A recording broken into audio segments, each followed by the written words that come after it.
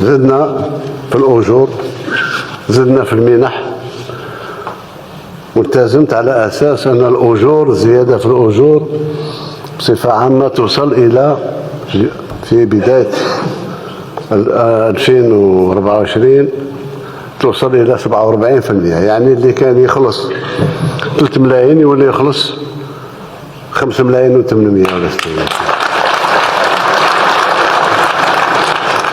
بما يسمى بعبارة أخرى تقوية القدرة الشرائية نتاع المواطن. ونزيدوا تقوية القدرة الشرائية تجي كذلك بمحاربة التضخم. التضخم راه ينقص عندنا. أسسنا لمنحة البطالة باش ما يبقوش أولادنا جزائريين نخليهم في الطريق، يعني نصون كرامتهم بالشيء القليل، ربما 1.5 مليون سنتيم في الشهر ما لا تغني ولا لا تسمن ولا تغني من جوع، ولكن تصون كرامتك.